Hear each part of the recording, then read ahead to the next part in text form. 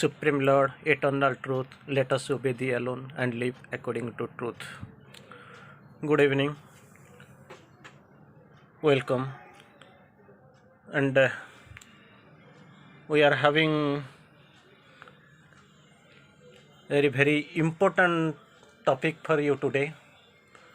That will be one of the most outstanding experience, outstanding discussion on supreme divine love. That is actually it is our love series number 5, love part 5. This today's discussion will be almost on the Sri Aurobindo's observations on love. Messages from Sri Aurobindo, specially we are quoting here. Initially we have quoted so many messages from the mother's writings. Today's discussion on love, supreme divine love, this is love part 5. Sri Aurobindo quotes here, love is the crown of all being and its way of fulfillment. This is divine love Sri Aurobindo speaks of. Love is the crown of all being and its way of fulfillment. Secondly, love leads us to from the suffering of division into the bliss of the perfect union. So we are at present at the verge of suffering of division. We must be carried into the bliss of perfect union with the divine. That projection, love is the projection, as we have already known, that has come down here. This projection will carry back in the evolutionary process towards the supreme height from where we have been detached. Love need have no other motive than love. Only I love you because I love you, and this love is not a human perverted love that is contaminated with attachment, passion, desire, ego, passions like this. But here there is no other motive than only love. Love is a child and a seeker of delight. Love is a child and a seeker of delight, Sri Aurobindo speaks of. Love is that by which we can enter directly into the possession of the self-existent delight of the divine being. Love is the connector. Love is that by which we can enter directly into the possession of the self-existent delight of the divine being. Then Sri Aurobindo quotes, love is one emotion in us which can be entirely motiveless and self-existence. Love has no other motive than love. It is the divine love. It is the supreme divine love that is having the binding power. It binds to the man to the supreme, projected from the upper hemisphere, projected from infinity. It is divine projection working here. It will get ourselves attached with the divine. So it is working here. Love is the crown of works and the flowering of knowledge. Love is the crown of works. Whatever we do, the crown of works is love, and the flowering of our knowledge. When the flowering of knowledge happens, that is actually solely everything has been emerged from the love only. Love is always a seeking for union and for oneness. Love, nothing but a seeking for union and oneness. That is love, divine love. Love in its depths, we are going little bit. Love in its depths is a contact of the divine possibility or reality in oneself. Once again, I want to quote it.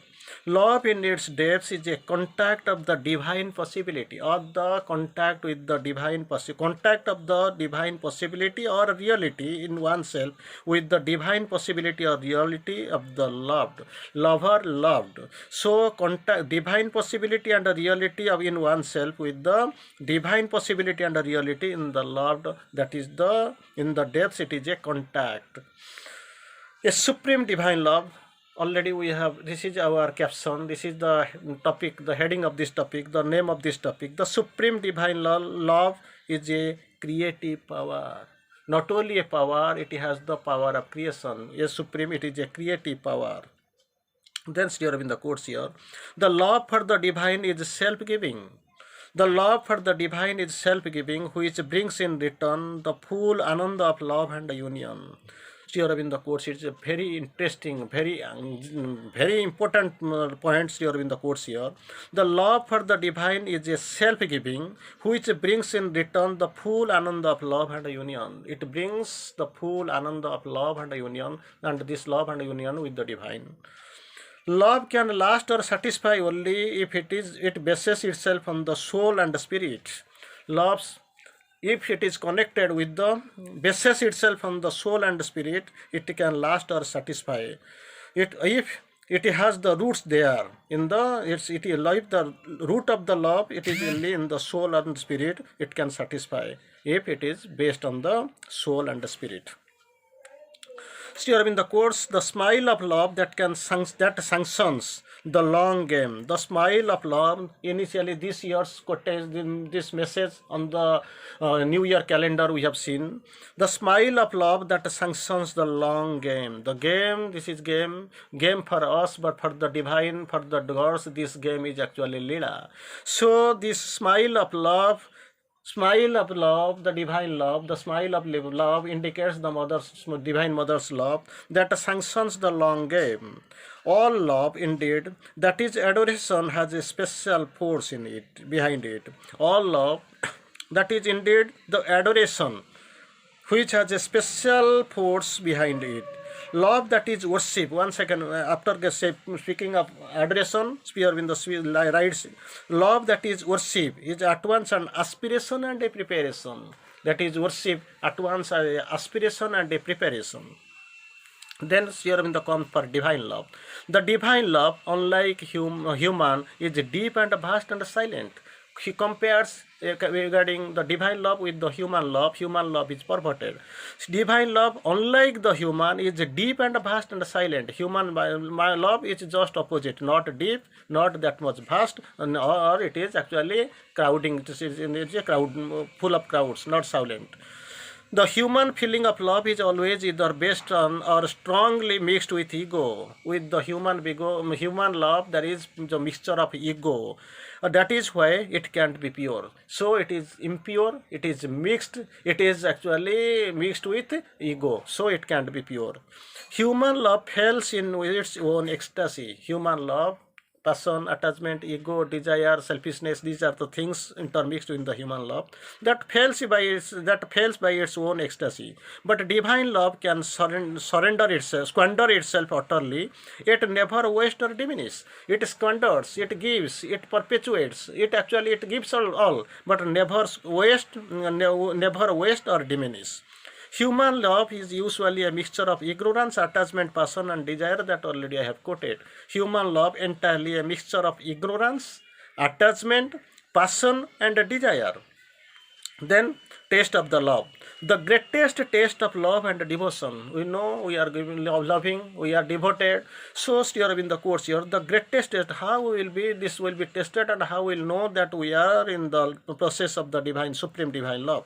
The greatest taste of love and devotion is when it burns as strongly in long absence as in its presence. So presence and absence does not matter here in this here. So greatest taste is that I will taste of this love. The greatest taste of love and devotion, both love and simultaneously devotion also, is when it burns. When it starts burning, then what happens?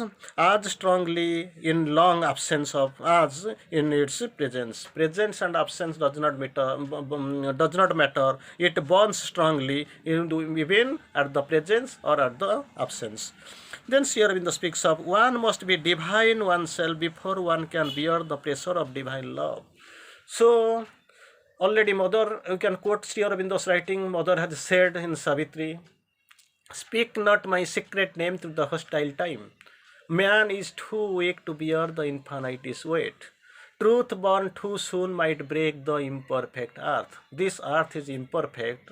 On this imperfect earth, if the truth which is suddenly emerged, suddenly revealed, if it is kept, then naturally what will happen? This surface, the imperfect earth will break into pieces, it will break down. Sure, Mother quotes, Mother finally warns also, speak not my secret name. Name and its before name it is secret name. To whom? To the hostile time.